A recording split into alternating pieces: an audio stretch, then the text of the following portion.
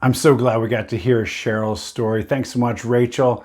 My name is Mark Lucenius, and I'm the lead pastor for Project 938. And I want to share a couple of things that are pretty exciting to me around here these days. We introduced this past week Deeper, a 45-day challenge, as an opportunity for us to go deeper into things that are maybe most important for us. We're limited as far as how wide we can go these days, but we can go deeper. And dozens of you have joined in, and I'm really excited about that. You've received an email from me already. If that's you, love to hear how things are going. Also, some of the folks who are doing the Deeper Challenge have taken the opportunity to bless one of our local communities. For Mother's Day, we decided to reach out to the Brandywine Nursing Home, and many of us have taken the opportunity to write a note to some of these precious residents of ours, to some of these women there. And so right now, even as we're watching this, they are opening these cards or having these cards read to them. Hey, thank you for Project 938 for being a part of blessing that community. In a few moments, I'm going to share with you the message, but each time we do that, I have a studio audience. And so I want to introduce you to today's studio audience. I brought this photo of my mom to be with me during the message. This is my mom. She died in 1991. She was around age 84 at the time. And that's her with my dad.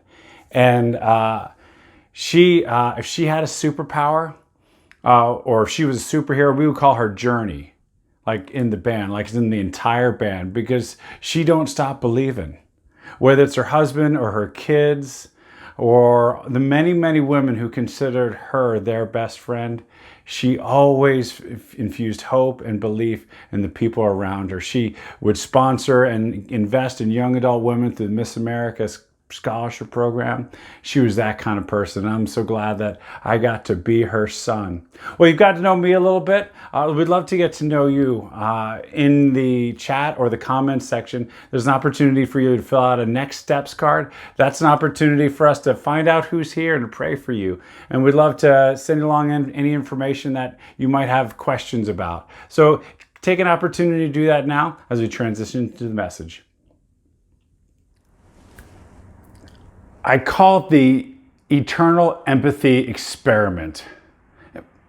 It happens to me like once a year. I'm in sort of a public place. Maybe it's a grocery store, or I'm by myself, or I'm walking, and I just have this like sudden realization that everybody around me has as many thoughts as I do. Everybody around me has as many thoughts as I have. They're always thinking all day long. They're having just as many experiences as I have. They have their own story just like I have. And there's so many thoughts, so many experiences, so many stories, so many things going on in so many people's lives. And it's just this sort of overwhelming feeling that, man, I'm enough to handle on my own. Everybody else is having just as much stuff going on in their head as I am in mine. And I can't live there for very long because it's just kind of overwhelming. I've been thinking about everybody this week. I've just been thinking about what everybody is experiencing. And in my certain polls and in my research, my sense is that just about everybody's had a bad week. Not that like bad things have happened to everybody, but we're still in this thing. We're still living under a stay-at-home order, and it's just starting to get heavy. The adrenaline's gone. The new novelty of our coronavirus projects are gone. The things we were hoping to accomplish may or may not have accomplished. We've watched a lot. We've watched the stuff we want to watch on TV. We've burned through stuff, and now the normal we once knew it's far in the rearview mirror. But the new normal, we just don't know when we're going to get there. And it's just kind of hard, and it's very much in between. And if you have felt irritable and frustrated and down and moody and just maybe just a little lazy or slothful, just know that that's normal. And it might be the only normal thing in your life. We are living in between what we once knew as normal and a new normal. But I think I have hope for you, and I think I have hope for all of us, that God meets people in the in-betweens. In fact, the in-betweens may be the very best place that God often meets people. And we have a story about somebody on the in-betweens today. But I want to set it up. I want to set up our day today. I want to set up our message with this simple question. Is the experience we are going through, is it an interruption from your life? And could it be an intervention for your life? I'm hoping that you're going to be landing on the latter with me by the end of this message. But let me set up our story. Jesus is ministering in Judea, which is sort of the suburbs of Jerusalem, and he's having a huge ministry. Now, you need to understand the scale of this thing. Throughout the entire history of Israel, the greatest revival that had ever happened right before Jesus' ministry started under the ministry of John the Baptist. He was the greatest prophet in all of Israel, and this unbelievable revival happened. But when Jesus came along, John the Baptist said, no, it's not about me anymore, it's about him. And then Jesus' ministry became even bigger and more profound than John the Baptist. And when our story begins, Jesus' disciples, Peter, Andrew, John, they are baptizing all kinds of people. They are having this huge impact. You could say Jesus' church was exploding. And then Jesus says, yeah, it's time to go. See, the Pharisees had heard about how good his ministry is going, and so Jesus is like, yeah, it's time to go to Galilee. But we're going to make a stop. And we're going to stop in this place called Samaria. And Samaria is halfway between Jerusalem and Galilee. Think like going from Philadelphia to New York City if you want to go from Jerusalem to Galilee, but you got to go through New Jersey. Well, that's sort of what it's like for the Jews at the time. And so Jesus is going to go through Samaria, but you need to understand something about Samaria. The Samaritans were the social, political, and spiritual enemies of the Jews at the time. See, Samaria occupies a space once known as the Northern Kingdom. At one point in time, Israel was all one country. Then they separated in two. Northern Kingdom got conquered, and they intermarried, and they lost their true Jewish identity. And ever since then, it's been racism, it's been hate, it's been contempt, it's been political rivalry, everything you don't want. And so Jesus says, hey, we're going to Samaria. And the disciples are like, wait a second, we're killing it here. We're killing it here. It's like asking somebody to go try and sell Make America Great Again hats in France. Or it's like trying to hand out Bernie Sanders flyers at the Bush family reunion. It's not going to go well. And they're like, what are we doing? Why do we have to go there? Jesus had a plan. Jesus had a very good reason to go there. So let me go ahead and read the passage. Now that you have a little bit of background, now that you know what you're hearing, I want you to see how this thing plays itself out. I'm reading in John chapter 4, if you'd like to follow along. Now Jesus learned that the Pharisees had heard that he was gaining and baptizing more disciples than John, although in fact it was not Jesus who baptized, but his disciples. So he left Judea and went back once more to Galilee. Now he had to go through Samaria. So he came to a town in Samaria called Sychar, near the plot of ground Jacob had given to his son Joseph. Jacob's well was there, and Jesus, tired as he was from the journey, sat down by the well. It was about noon. When a Samaritan woman came to draw water, Jesus said to her, "Will you give me a drink?" His disciples had gone into town to buy food. The Samaritan woman said to him, "You are a Jew and I'm a Samaritan woman. How can you ask me for a drink? For Jews do not associate with Samaritans." Jesus answered her, "If you knew the gift of God and who it is that asks you for a drink, you would have asked him, and he would have given you living water." So Jesus arrives in this town. He arrives in this town, and the disciples go off to find lunch, and he's hanging out there by the well. And this woman comes to talk to him. And I want to set up point number one. Point number one is this: Jesus sees opportunity on the margins, in the in-betweens. Well, here comes this woman.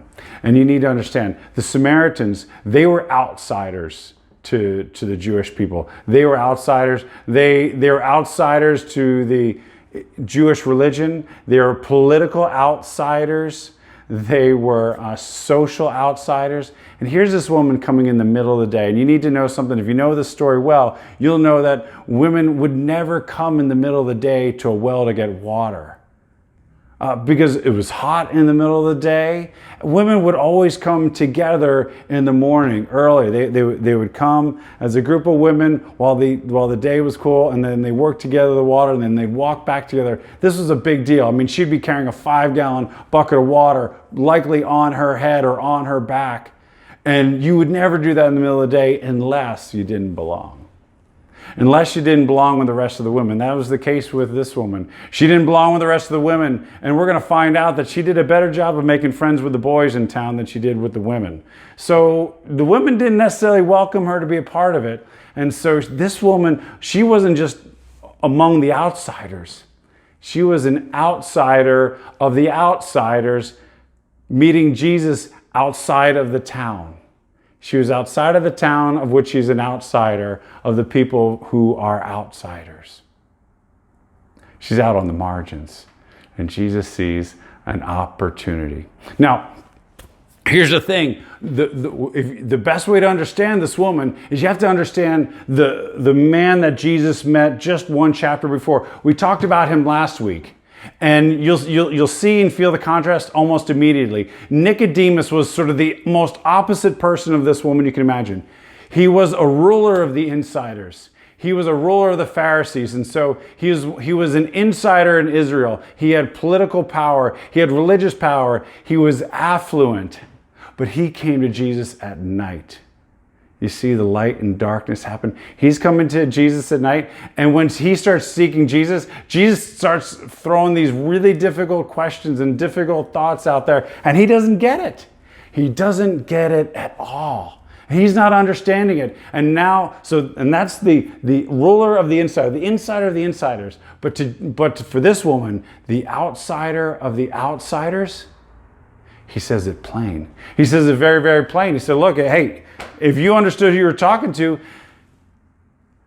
you would ask him and he would give you living water. All you need to do is just ask him. With Nicodemus, it was very, very unclear. But with this woman, he just says it so plain. Why? Because Jesus sees the opportunity on the margins. Why? People are more responsive on the margins. People are way more responsive on the margins. Nobody's really inclined to change, but all systems are conservative.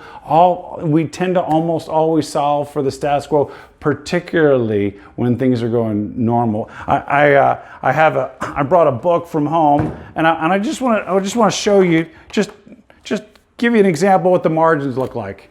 Here's my book by Ken Burns Ken Burns on baseball, right? So here you got the margins, right? You've got like text here, and you've got margins on the side. You got big margins over here where they put photos or whatever.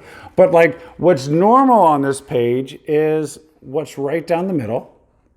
And then there's margin on the side. If you're writing on the side, that's something exceptional. That's something that that wouldn't be something normal you would do. If you're out on the margins of society, or if you're out on the margins of your own life, you're always solving to kind of get back into the middle, get back to what's normal, get back to something that you once knew before.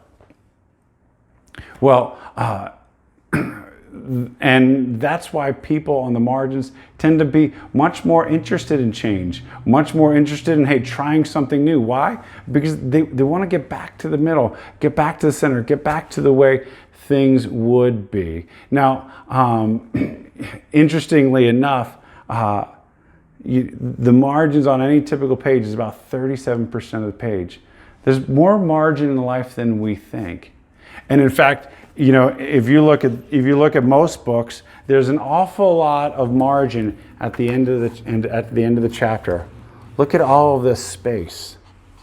And if you're a good Netflix series, maybe between episodes, a good Netflix series, anytime there's something in between the episode, there's always a cliffhanger. And there's this gap between this chapter and the next chapter. I don't know if you feel where I'm going right now, but that's where we're living in. We're living in the margins of our own life. We're living not just outside of our own normal, we're living in between two different chapters. The chapter of the normal we once knew and the chapter of the normal that's not here yet. And we are in the margins. And Jesus sees an opportunity here. Do you see the opportunity? And let me go back to the question. Do you see the stuff we're going right now? Is it an interruption from your normal life? Is it an interruption from your life? Or could it be an intervention for your life? Well, Jesus lays it right out to the woman and says, hey, if you would just ask me, you could have living water. The woman didn't want it, though. The woman didn't want it. Now, let's just back up. Last week we saw Nicodemus and Jesus looking at each other. Same situation here. There's the woman and there's Jesus. And Jesus said, look, if you ask me, I'll give you living water. And Jesus looks at you. He says, if you ask me, I'll give you living water. Do you want it? What does that mean? What that means is that he can satisfy you. He can satisfy you. And maybe you're thirsty for different things in your life. Where Jesus says, your real thirst is for me. Your real thirst is to be reacquainted with your Creator.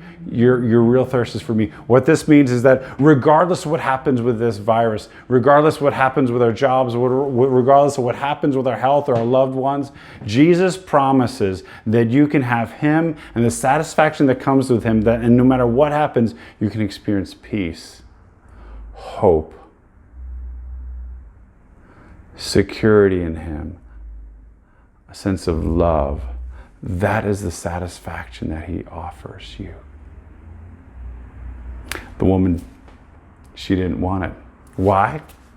Here's why. And point number 2 is this. Things are weird on the margins. Things are just weird on the margins. On the margins, people do things that they wouldn't naturally do. But also sometimes we get out of the margins and we want to keep it that way. Sometimes we're not ready. And what you're going to see this woman do, you're going to see her avoid Jesus. You're going to see her duck Jesus in at least 3 ways. But I want you to see in this passage one of the most beautifully honest conversations. It's a very honest conversation. Let's pick up the reading and see what happens when Jesus offers her living water. So going back, Jesus answered her, if you knew the gift of God and who it is that asks you for a drink, you would have asked Him and He would have given you living water. Well, sir, the woman said, you have nothing to draw with and the well is deep. Where can you get this living water? Are you greater than our father Jacob, who gave us the well and drank it for himself, as did his sons and his livestock? Jesus answered, everyone who drinks this water will be thirsty again. But whoever drinks the water I give them will never thirst. Indeed, the water I give them will become in them a spring of water, welling up to eternal life. The woman said to him, sir, give me this water so I won't get thirsty and have to keep coming here to draw water. He told her, go call your husband and come back. I have no husband, she replied. Jesus said to her, "You are right when you say you have no husband. The fact is, you have had 5 husbands, and the man you now have is not your husband. What you have just said is quite true." "Sir," the woman said, "I can see that you are a prophet. Our ancestors worshipped on this mountain, but you Jews claim that the place where we must worship is in Jerusalem." "Woman," Jesus replied, "believe me, a time is coming when you will worship the Father neither on this mountain nor in Jerusalem. You Samaritans worship what you do not know. We worship what we do know, for salvation is from the Jews. Yet, a time is coming and has now come when the true worshipers will worship the Father in the Spirit and in truth, for they are the kind of worshipers the Father seeks. God is Spirit, and His worshipers must worship Him in the Spirit and in truth." The woman said, "I know the Messiah is coming. When He comes, He will explain everything to us." Then Jesus declared, "I, the one speaking to you, I am He." Boom. He just says it to her plainly. He says to her, "I am the Messiah." Nicodemus the night before in the dark, no. He didn't have anything to say to him. But he says it plainly to her. There's an opportunity on the margins. But did you see her duck him? Did you see her duck him? In 3 particular ways. All right.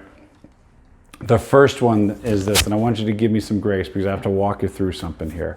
The first thing she does to duck him is she just throws a political thing out there.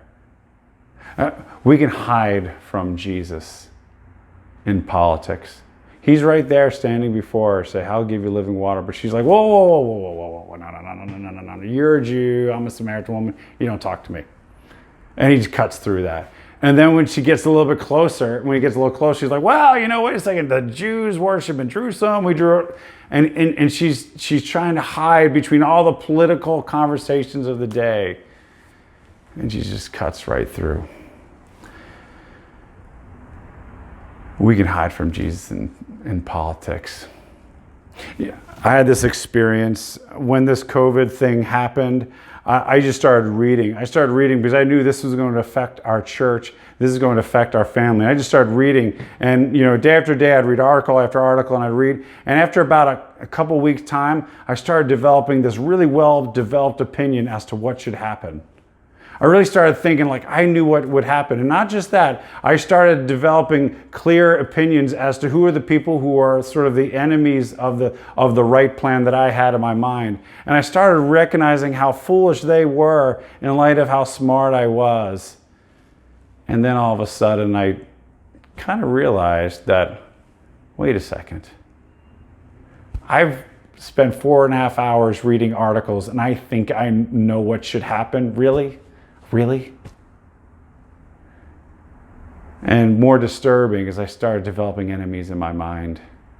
I started watching some cable news and then try this and check that out, and I was clear who was wrong. I started developing these enemies in my mind. And I thought the action was in the political scene out there. And I didn't realize I was falling into this temptation of just finding an enemy and finding somebody to be angry at.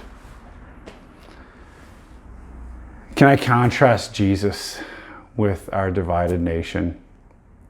Jesus, when he came to Jerusalem, in Jerusalem there were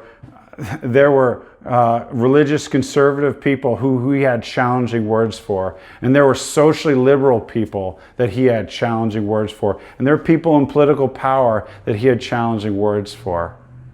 And we'll call this the Mother's Day connection. He said, Jerusalem, man, I've so wanted to be like a hen to gather you together like chicks, but you wouldn't have it. And we know in another text that he just wept. He just wept. He wept over Jerusalem. He wept over his people. He wept over his country. Why? Because he saw what would happen to them. He saw the devastation, he saw the pain, and he felt the pain in his heart. Have you wept? If you have a really strong conviction as to what should happen, do you have as many tears as you do opinions? Have you wept over the tens of thousands of people who have lost their lives and the million or more people who are affected by that? Have you wept over the tens of millions of people who have lost their jobs? And not just in our country, the 250,000 people who have lost their lives around the world. Has it broken your heart? Has it wrecked your soul? Have you had tears over the way this thing is breaking our world? I tell you, one of the things that is hurting the faith more than anything else is young people who look at the generation in front of them and they do not see people who weep over the brokenness of this world. They see people who name the name of Jesus with a political agenda. And you know what they say? They don't need that kind of Jesus. But that's not the Jesus we believe in. The Jesus we believe in weeps with us over the broken carnage we live in. Are you weeping over this? Do you shed as many tears as you do political opinions? While I'm here, we have 6 months to an election, and you know what that could be like. Will you be known for what you're against? Will you be known for the people you're against or the person you are against? Or will you be known for the loving way that you can charitably speak your opinion, hold your ground, but be known for the way you are loving and caring and charitable even to your enemies? Remember, Jesus was weeping for those who would kill him. He was weeping for his enemies. He led his disciples to Samaria, right to this place. Why? To show love and care to his enemies. Will we be known? And Project 938 will not be known for people who have enemies. We do not have enemies in a crisis like this. Why would we have enemies? What happened to me, though, I had emotions. And when you have these emotions, you want to do something about them. And so it's just easier to find an enemy. It's easier to find an enemy. And make no mistakes, for-profit news stations make their money, are measured not on the truthfulness of what they say. For-profit news and opinion news gets their money from clicks, from watching, and what makes people click and watch is anger and fear. So what do they feed? Anger and fear. Will you be known for your fear and your anger, or for your love and charity? Jesus stands before you and says, I offer you living water that can satisfy your soul. Politics will leave you very thirsty, but Jesus can satisfy you. Are you satisfied? Are you satisfied? Fully satisfied. Because the promise of Jesus, regardless of where this crisis goes, is that you can live with peace, satisfied, loving and kind, and filled with his grace for others, including your enemies. It's easy to hide in the political machinery. And we need to look after each other that we do not get pulled in, like I did. The other way she hides from Jesus is she goes all fix-it Jesus on him. She's, all right, you think you got living water and water that won't make me thirsty? Hey, why don't you get me some of this water so I don't have to keep coming back here? And it's actually one of those things that's just kind of happened in Christianity. Somehow, somewhere along the way, people said if you believed in Jesus, your life won't have difficulty and you won't have challenge. And what happens to people is that they're like, oh, okay, if I believe in Jesus and I do these things, things will go and I'll get the life I exactly want. And then what ends up happening is people don't get the life that they thought that God owed them. And all of a sudden, when God doesn't deliver the goods like they thought he would, they stop believing in him. But what's really happening is that it's not that they're not believing in Jesus, they're just not believing in God that never existed in the first place. Believing in Jesus doesn't make your life easy. I have this thing on my desk because I think it's a lot of fun. And some of you might remember the easy button, right? And this is from Staples. And basically they say, look, our job is to make your life easy. That was easy. Awesome, right? As I read through the Bible, the easy button isn't in the Bible. It's not. Life is really, really hard. And this woman, when she's like, all right, can you just make it easy? Jesus says, hey, why don't you look at your husband? And that's when she realized this isn't going to be easy. That's when she realizes that, hey, you know, maybe this person isn't messing around. Because Jesus knew. He knew her life had gotten complicated, had been really painful. And I think one of the things that have hurt us along the way is we've gotten the sense that we could have all the good rewards without Jesus' way. We can get the life that Jesus offers without following the way of Jesus. It's not how it works. Now there's a third way, and she also tries some theological stuff, and that happens with us. We'll root ourselves into these ideas. As long as Jesus fits into my ideas as to what faith ought to be, I'll go along with that as well. And oftentimes we find ourselves disappointed in the faith. That's for another time. Because regardless, Jesus keeps cutting through. He keeps cutting through. And I assure you, he'll cut through in your life, and he stands before you. So just ask me. Ask me, and I'll give you living water. Ask me. So I come back to you again. Is this situation we're in, is it an interruption from your normal life? Is it an interruption from your life, or is it an intervention for your life? Is an intervention for your life. Brings us to the third piece here. I call it the downstream effect. See, once we bring living water into our lives, eventually downstream it's going to have its effect. And as it goes downstream, it's different. It changes. It makes it. There's a difference in what you experience in life. Well, there's this scene, right? The way this thing is sitting is that Jesus and this woman are probably standing looking at each other at an appropriate social distance, right? And he's saying, look, just ask me. And just like last week with Nicodemus, there's this pregnant pause. And we're wondering what the woman's going to do. I'm out there asking you, what Jesus offers living water, would you ask him for it?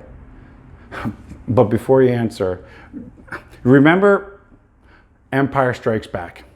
All right. Remember Empire Strikes Back? You got Han Solo and Leia, and they've got this sort of like romantic sparring thing going on in the beginning of the movie. But finally they meet up in the hallway and they get to kiss. And as they're kissing, C-3PO shows up and kind of ruins the moment. And all of a sudden Leia slips away and the whole thing falls apart, right?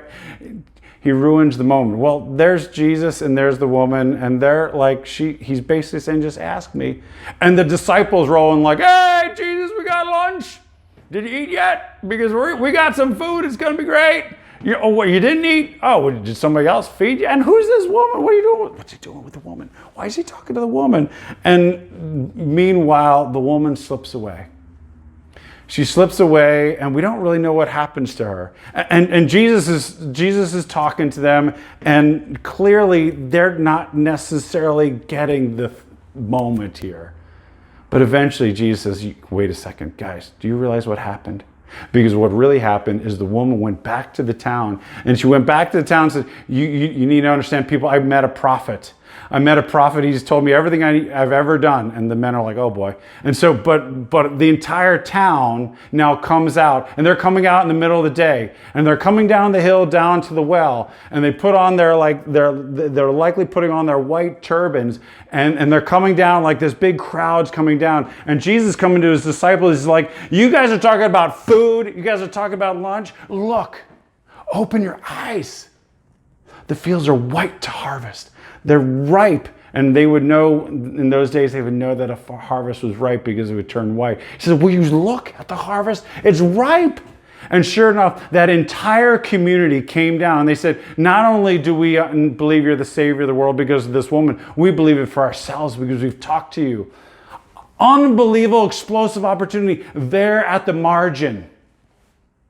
Yes, they had a growing ministry there in Judea, but Jesus, through this one person, on the outside of town, the outsider of the outsiders, catches it, understands it for herself, experiences love, and recognizes the opportunity to find what she's been longing for, thirsting for her entire life. She had gone to here, to here, to here, to here, to get that which she's thirsty for, and she finally found it and realized, yes, the entire village has been looking for it too. She invites them in and they all come and they all catch it and they recognize it for themselves. The opportunity was there in the margin. You and I, we are living in the margin right now. So I ask you again, is this moment an interruption of your life? And was your life that good? Do we really want to go back to that? Or is it an intervention for your life? I'm not saying Jesus is making all of this happen and he is sending a virus, but make no mistake, Jesus is always in the activity of redeeming that which is broken. Could this be an intervention where you can find in him that which you've been thirsting for all your life? He stands before you and tells you, ask me, and I can satisfy you. Ask me, and I will give you what you've been thirsting your entire life. So I want to invite you to do something a little bit different to end this message. It's just something a little bit different, and it's a little bit of a participation thing. Right there in your seat or in your couch. I hope you're in a comfortable place. I just want you to repeat it after me. And we've said from the beginning that this challenge is either going to make us or it's going to cement us into somebody. But I want you to repeat this with me. Just repeat this after me. I think doing this will enable us to step into this moment and allow God to make it for us. Repeat after me. This is not an interruption of my life. This is an intervention for my life. Say it with me. This is an intervention for my life. Let's pray together. Jesus, seeing you for who you are and believing you to be who you are, we want to trust that you can give us that which will truly satisfy, the living water that we really thirst for. In midst of all the things in the midst of all of the places we've gone to get something to satisfy, help us to believe that in you we have peace, we have hope, we have contentment, we have love, we have all of the things that we've truly longed for all in our lives. God, help us to believe in your intervention, that all of these things could be for our life. We'll look to you for these things in Jesus' name. Amen.